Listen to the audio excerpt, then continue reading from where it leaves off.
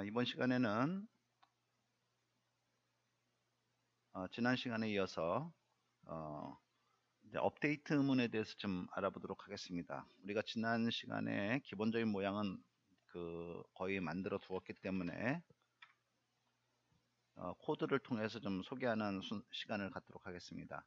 지난 시간에 우리는 이런 리스트 표현하는 방법과 상세한 폼을 나타내는 방법에 대해서 배웠는데, 예를 들어서 이제 이번 시간에는 어떤 항목들이 수정이 되고 저장이 되면 그 부분이 이렇게 이제 수정이 돼야 되겠죠. 이제 우리가 업데이트라고 부르는데요. 이제 그 내용들이 우리가 업데이트 될 때마다 내부적으로 이렇게 폭스 스크립트가 이제 SQL문하고 연동해서 이렇게 이제 작업들을 계속하는 모습들을 이제 여러분들이 보실 수 있는데요. 우리가 이제 코드를 잠깐 들여다보도록 하겠습니다. 이제 화면단 쪽에서 먼저 본다 그러면 이런 상세 폼에서 저장이라는 버튼을 눌렀을 때 이쪽에 우리가 수정한 것들이 고쳐진 거로 봐서 자바 스크립트로 만들어진 함수의 무엇인가가 움직였다는 것을 이제 우리가 이제 이해를 하게 될 텐데요. 먼저 이제 HTML 부분을 한번 찾아가 보겠습니다.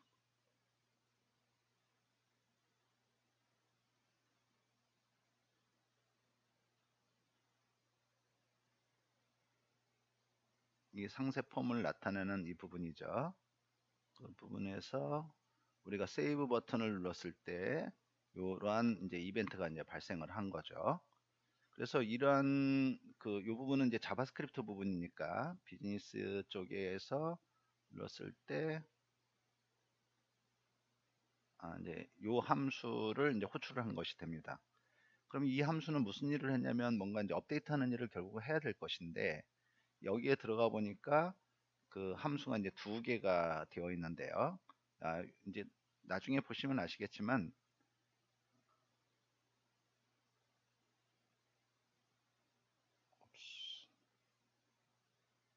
자, 저장 버튼은 하나인데 이제 경우에 따라서 요 버튼이 이제 두 가지 행동을 하게 됩니다. 무슨 얘기냐면 추가를 했을 때 이렇게 추가가 벌어졌을 때도 저장을 해야 되고, 그 다음에 우리가 뭔가를 수정을 했을 때도 저장이라는 버튼을 이제 사용을 하게 됩니다. 근데 이제 문제는 하나는 수정되는 것이고 하나는 추가되어야 될 거기 때문에 그 함수의 입장에서 보면 얘가 추가되는 건지 얘가 지금 수정 업데이트 되고 있는지를 이제 구분할 필요가 있는 거죠. 그래서 이렇게 우리가 신규로 추가를 하겠다면 코드가 아직 형성이 되기 전이기 때문에 강제적으로 이렇게 샵을 박아 놨습니다. 그래서 샵이 있으면 이건 추가고, 샵이 없이 보통 우리가 이제 수정을 하러 들어가면 이렇게 코드가 나타나게 되는데, 그 샵이 아니고 넘어오면 이쪽으로 가라, 업데이트 템프로. 그래서 이제 업데이트 템프로 한번 가보겠습니다.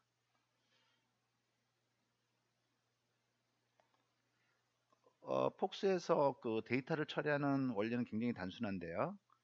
여기 있는 폼 자체를, 이 폼 안에는 이제 이런 값들이 들어있는 부분이 있는데, 요 폼의 이름이 폼 템프라고 이름을 지었습니다. 그 부분을 그냥 이렇게 시리얼라이즈라고만 해주면 폼 데이터가 여기에 들어있는 요 5개를 배열로 다 모두 가지고 저장을 하고 있다가 요 함수에다가 이제 전달을 하게 됩니다. 이렇게 요 함수를 여기다 전달을 하는 거고요. 얘가 전달을 했을 때 서버 스크립트에서는 어떤 행동이 필요하니까 걔는 API 폴더의 템프폭스에 들어있는 폭스 업데이트 템프를 이용하라라고 이렇게 이제 두 개의 인자를 더 던져줍니다. 여기가 패스폭스 파일 네임이 여기 있고 폭스 태그 네임이 이제 이렇게 가 있기 때문에, 다시 한번 얘기를 해보면 내가 폼을 통해서 어떤 데이터를 던져줄 테니 API 폴더에 있는 템프폭스 안에 있는 요 폭스 스크립트를 이용해서 처리해달라. 이것들을 여기서 차례대로 이렇게 인자로 전달을 한 겁니다. 근데 이 기능이 업데이트해야 되기 때문에 dbfox 언더바 업데이트라고 이제 이러한 함수를 이용하는 거죠. 그러면 이제 그 결과 처리가 돌아와서 JSON 데이터라는 곳에 이제 저장이 되는 겁니다. 굉장히 업데이트는 굉장히 단순하죠. 자, API에 박스에 네, 업데이트 템포 이제 이걸 이용하게 될 텐데 이제 그 어느 정도는 아시겠고 이제 업데이트 하라 그다음에 이제 업데이트 문이니까 이제 이쪽에서 넘어온 거 아까 시리얼라이즈로 요거 하나 둘 셋 넷 다섯 개를 던진 값들이 우측에 있습니다. 여기 이제 대입을 하라고 이렇게 해놓은 건데 보통 이제 요것들을 하여간 여기서 넘어올 테니 그 값을 그 각각 그 데이터베이스의 필드에다가 이제 이렇게 대체하라, 리플레이스 하라라는 의미죠. 이렇게 넣으라고 그러면 이제 그 데이터 안에 저장이 됩니다. 그리고 이제 중요한 것은 특정하게 얘가 눌렀던 코드 19304번에 대한 것만 업데이트가 돼야 되기 때문에 이 코드는 결국 이제 이쪽으로 이제 넘어가게 되겠죠. 자, 제가 HTML에서 다시 한번 보시면 요 화면의 항목 아이디 하나하나가 이렇게 네임과 아이디로 되어 있습니다. 이제 저 같은 경우에는 각계 소문자로 썼는데 m코드, z로컬, z어드러, z코드, zdd 이렇게 이름을 줘서 각각의 이름을 준 다음에 요것들을 서버로 던지면 여기 있는 하나하나의 그 아이디에 들어있던 값들이 이렇게 왼쪽으로 이렇게 대입이 되는 것입니다. 이렇게 그래서 업데이트가 이제 일어나는 거죠. 자,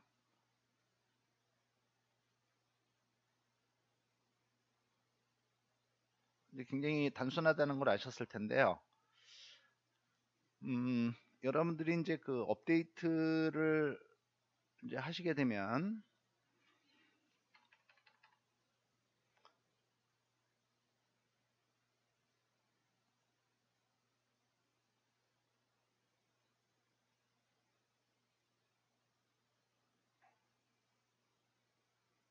이렇게 보시다시피 그 아까 우리가 폼을 던질 때 시리얼라이즈라는 어떤 그 메소드를 쓰게 됐는데 그 부분들을 이렇게 하나씩 차례대로 아까 우측에 폭스에서 보셨던 것처럼 폭스 스크립트에서 보셨던 것처럼 걔를 대입을 시켜서 여기다 이제 밀어넣는 이런 방법을 씁니다. 여기다 보시면 코드가 이제 그 특별한 그 레코드에 대해서만 업데이트가 이루어지도록 이제 이렇게 하고 있습니다.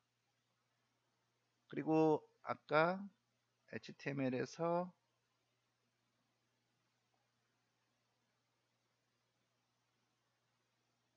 아까 보셨던 거가 저장을 하라고 클릭을 했는데 save temp라는 함수도 호출을 했을 뿐더러 select temp라고 하는 이 부분을 부른 이유가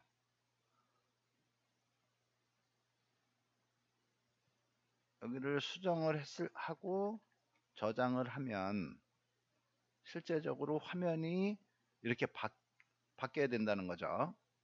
그렇기 때문에 여기에다가 두 개의 함수들을 나란히 붙여놨던 것 뿐입니다.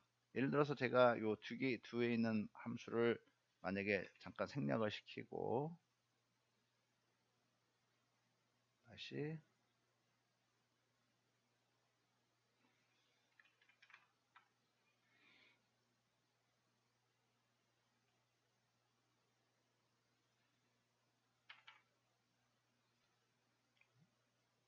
저장을 했다면 저장은 됐겠지만 아무런 그 값의 변화는 이루어지지 않고 있습니다. 원래 여기에 보시면 88로 수정이 되어 있어야 되는데 이게 갱신이 안 된 이유가 저장만 하라고 그랬지 갱신하라라는 함수를 동작하지 않았기 때문이죠. 자, 오늘은 여기까지 해서 업데이트하는 방법에 대해서 알아봤습니다.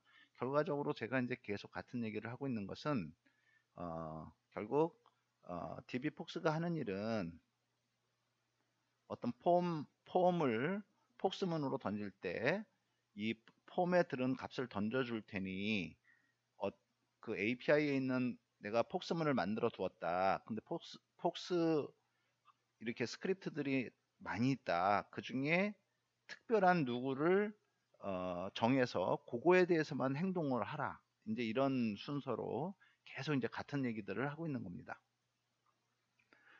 다음 시간에는 딜리트 문을 먼저 좀 알아보고요. 인서트 문이 좀 더 내용이 좀 많기 때문에 딜리트를 좀 알아보고, 그리고 그 다음 시간에 인서트를 하면서 새로운 자료들을 추가하는 방법을 설명드리는 것으로 하겠습니다.